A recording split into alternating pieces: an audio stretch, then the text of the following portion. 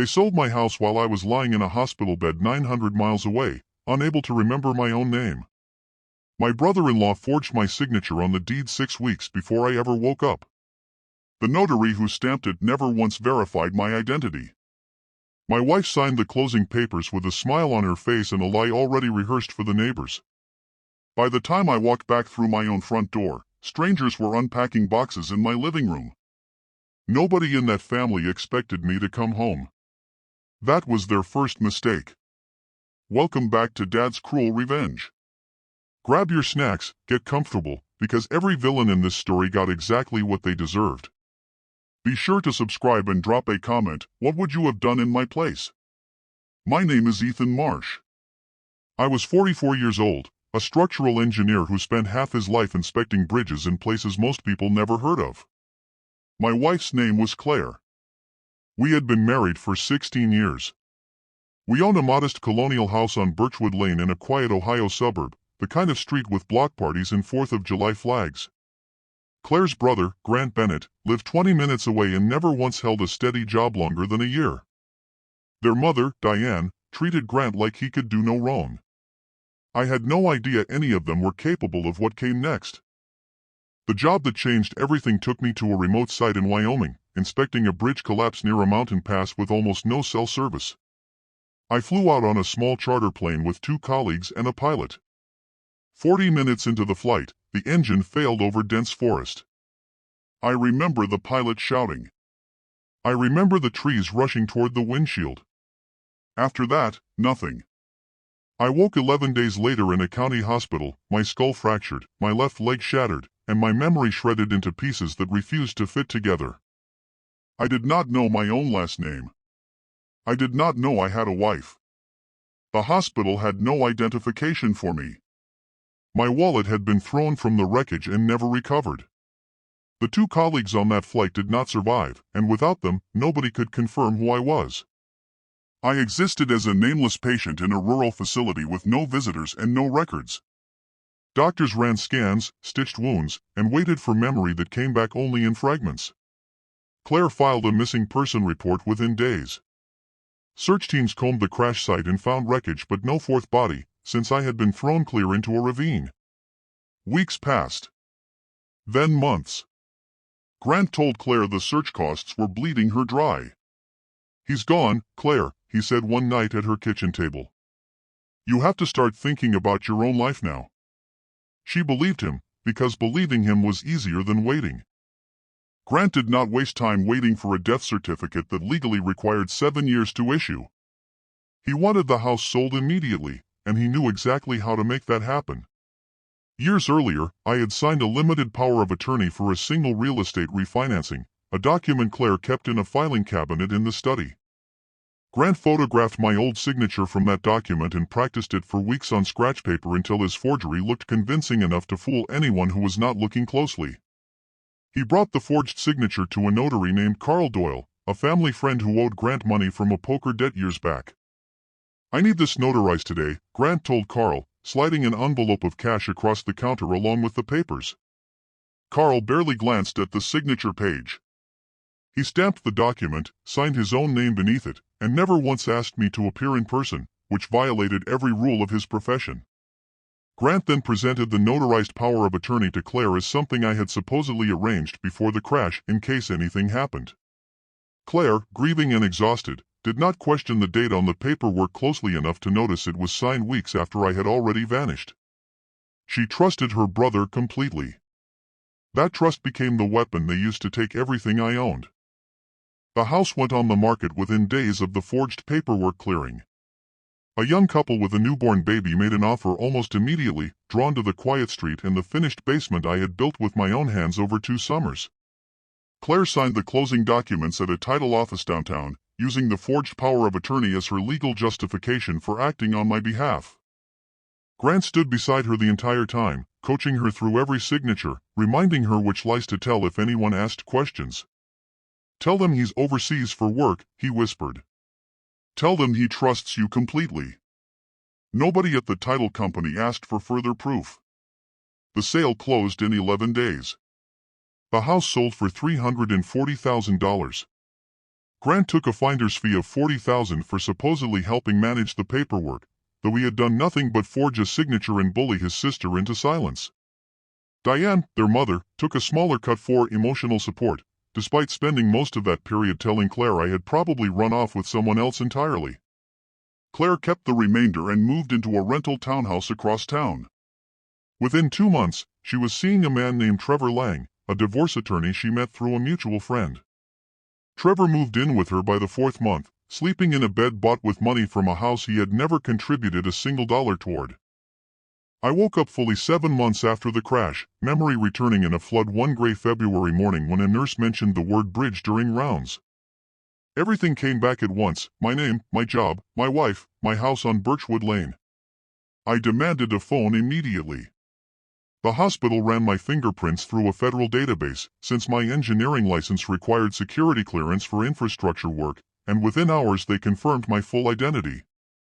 A caseworker called the last known number on file for Claire Marsh.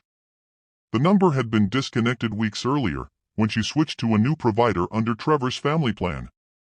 I discharged myself against medical advice, leg still healing, and took a bus and 2 trains to get home, using money the hospital's social worker helped me access through emergency assistance. I arrived on Birchwood Lane at dusk, exhausted and limping, expecting to see my wife's car in the driveway. Instead, I saw a stranger's minivan and a swing set in the backyard where my garden used to be. A young woman answered the door holding a baby on her hip. "Can I help you?" she asked, confused by the disheveled man standing on her porch. "This is my house," I said. She looked at me like I was insane. "We bought this house 4 months ago," she said. "I don't know who you are." I stood on the porch of my own house, staring at a woman who genuinely believed I was a stranger, possibly dangerous, possibly homeless. She shut the door halfway and told me she was calling her husband. I backed away, my mind refusing to process what I was seeing. I called Claire's cell phone from a neighbor's landline. She picked up on the 3rd ring. "Ethan," she whispered, her voice cracking with something that sounded less like joy and more like dread. "We thought you were dead. We had a service for you. Everyone thought you were dead." I asked her one simple question. "Where is our house, Claire?" Silence stretched across the line for nearly 10 seconds. "We had to sell it," she finally said. "Grant said the search costs were destroying us financially. We didn't have a choice." I asked how she could sell a house without my signature. Another long pause. "You signed a power of attorney years ago," she said, her voice thin and unconvincing. "For the refinance, remember?" I remembered that document clearly, and I remembered it expired the moment that refinance closed nearly a decade earlier. Something cold settled into my chest, a certainty that this was not simple grief or panic. This was a decision, made deliberately, by people who had already decided I was worth more to them dead than alive. Claire agreed to meet me at a diner 2 days later, since Trevor refused to let me anywhere near what she now called our home. I sat across from my wife of 16 years and watched her avoid my eyes entirely. "I'm with someone else now," she said before I could even order coffee. "Grant said we needed to move forward. Everyone said I needed to move forward. I asked to see the closing documents." She claimed she no longer had copies, that everything was handled by the lawyer, meaning Trevor, meaning the man now sleeping in a house bought partly with my equity. I asked for access to our joint bank account. She informed me, almost casually, that it had been closed and the funds transferred into an account solely in her name 4 months earlier. I had nothing. No house, no savings, no wife who wanted me back, and a body still healing from injuries that left me limping through a motel parking lot with a duffel bag containing everything I owned.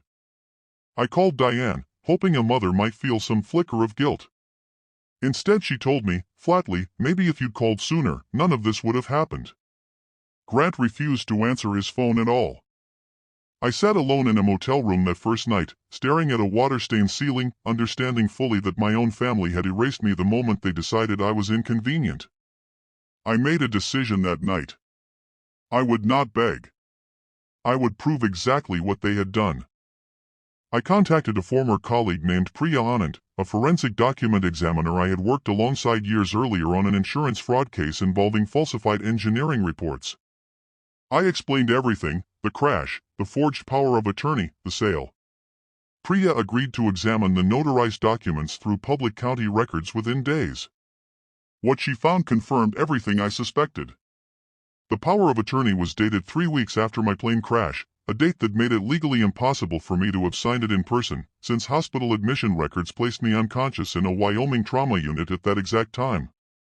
The signature itself showed inconsistent pressure patterns inconsistent with my genuine handwriting, the telltale sign of a traced forgery.